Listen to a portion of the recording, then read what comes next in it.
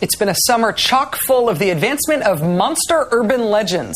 In July, a new one washed onto the shores of New York's Long Island. Dubbed the Montauk Monster, it could be a shaved dog or a good Photoshop job. Either way, the beast's carcass is now missing. Earlier this week, out of Texas came video evidence of what may be a chupacabra, the goat blood drinking mythical beast running down a dirt highway. Again, possible shaved dog. But all of that is child's play when it comes to the grandpappy of all urban legends. In our #1 story, 2 Georgia hunters say they have recovered the corpse of a Sasquatch. The men held a news conference today in California. They will join us here live in just a few moments. First, the details. Hunters Matt Whitten and Rick Dyer say last month they stumbled across the dead corpse of a Sasquatch in the North Georgia woods. You're looking at what the pair say is Bigfoot in a cooler on ice. They say it's 7 feet, 7 inches tall. They say it weighs over 500 pounds, and it is definitely male. The pair got out word of their find by releasing pictures on the web and posting videos on YouTube. In fact, in one video, hunter Matt Whitten speaks to a Dr. Paul Van Buren, a pathologist from Texas, who confirmed the hunter's suspicion that the corpse was indeed Bigfoot. The only problem? Dr. Paul Van Buren turned out to be Matt Whitten's brother, not a doctor.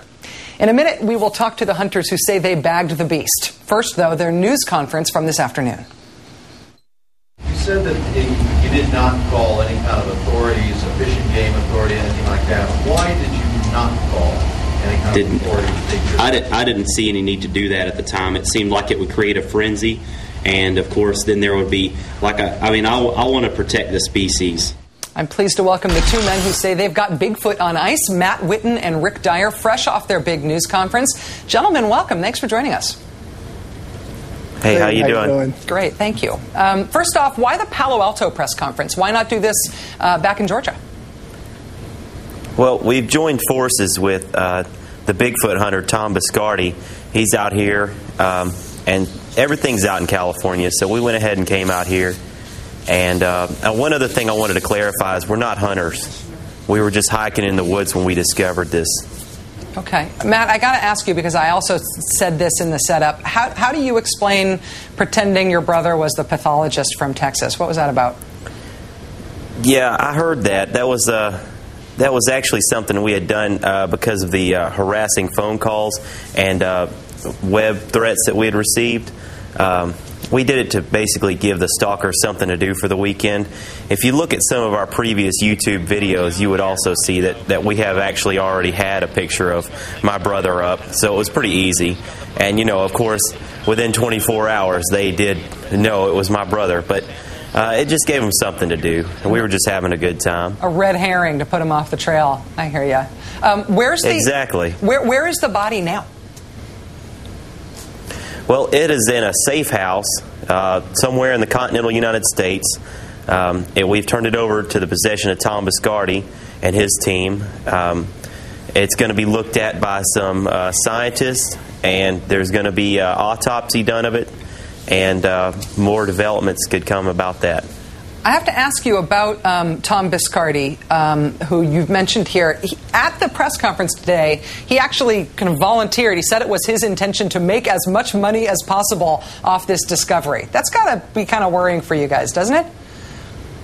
Well, he didn't volunteer it. There was actually a reporter who asked that question, and I think he handled the question pretty well. I mean, I think we'll all three agree that we're not going to give away everything about this Bigfoot, but it wasn't disturbing to me. So I thought the question was a little rude. Well, Rick, let me ask you: do you share that goal to try to make as much money off this as possible? Absolutely. All right. Well, it's good for you guys to be upfront about it, I guess. It clears that up. Well, let me ask you this as well. Somebody from the costume website, thehorrordome.com, says they think the picture looks like their Sasquatch costume.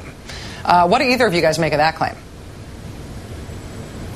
Well, I just think it's interesting because, whenever we didn't have a picture out, everyone said it was a hoax. When we put a picture out, everyone says it's a hoax. And there's always going to be somebody out there. We've seen that. There's always going to be somebody out there that's going to doubt us. We've got it, and just like I already went over a few minutes ago, there's going to be some scientists involved that are reputable. if Bigfoot went and knocked on their door, they would say it's a hoax. Let me ask one last question. Are you guys doing tours or any sort of commercial enterprises trying to get people to either tour this area or these woods? We're not making no money at all until this is proven to be 100% real. Bigfoot finders Rick Dyer and Matt Witten, congratulations on what you guys have done so far. Thank you for joining us. Thank you, Rachel. Good luck, you guys.